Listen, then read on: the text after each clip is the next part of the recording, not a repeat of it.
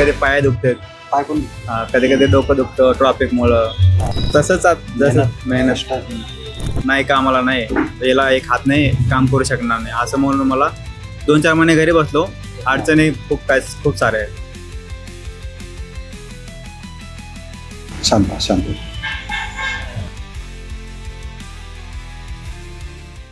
Hello everyone, welcome to Pune Times News.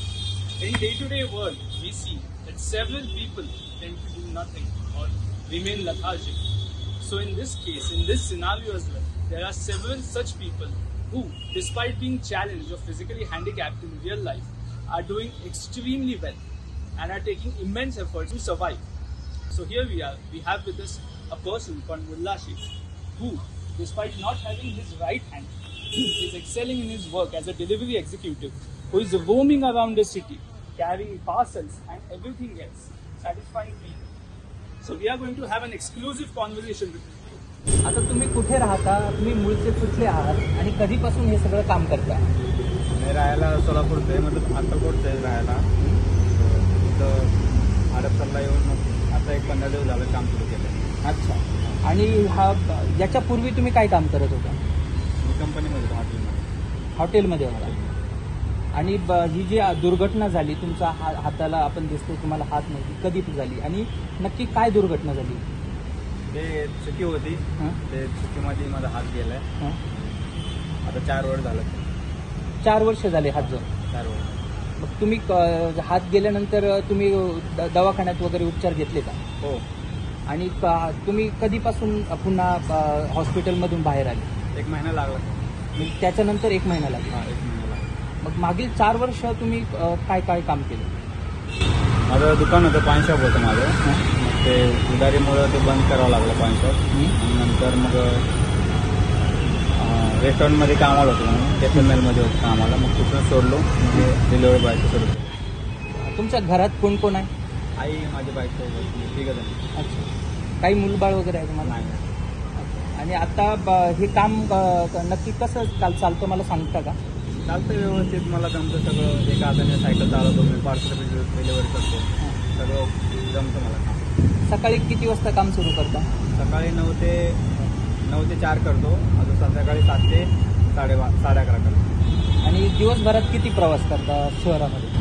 शहरामध्ये होते 100 kilometre, 120 kilometre, 80 kilometre. जसं order जसं पडतं तसं किलोमीटर वाढ जातं. अच्छा. आणि ह्या सगळ्या याच्यातून तुमची दिवसाची कमाई किती होते? कमाई कधी होती 900, कधी 1000, कधी 1200 होती. कधी कस्टमर टिप दिलं तर 1500, 2000 पण जातं. अच्छा. रोजची कमाई. हे सगळं काम करताना तुम्हाला परवडतं का? आणि इतर ठिकाणी तुम्हाला कोणी काम द्यायला तयार आहे का? मी म्हणजे असं 4-5 महिने घरी होतो बसून, मला कोण कामाला पण नाही घेतलं होतं. मग एकाने कामाला लावला हॉटेलमध्ये मला. तिथून मग डिलिव्हरी पार्सल सुरू केलं. अच्छा. मला मला काम भेटत नव्हतं आणि कोण ठेवायला पण राजी नव्हतं कामाला. अच्छा. नक्की कशी झाली आणि हे काम तुम्हाला कोणी मिळवून दिलं? माझे मित्र होते, ते म्हणले की याच्यामध्ये चांगला पैसा आहे, अगर तुला जमत असेल, नाही का काय असेल, बाईक बिक सायकल असेल तर तू चालवू शकतोस, तुझी चांगली कमाई होईल, तुझं चांगलं घर चालेल. मग मी ते पण आता 15 दिवस झालं काम सुरू केलं. 15 दिवस झालं. मोटरसायकल वगैरे नाही का? नाही. त्याच्यामुळे चालवता येत नसेल? चालवता येत. अच्छा.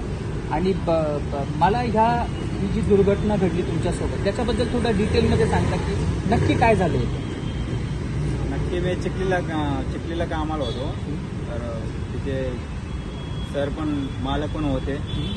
मालक पण म्हणजे त्या मशीनवरती ते काम पण करत होते. मी पण त्या मशीनच्या बाजूला उभा होतो.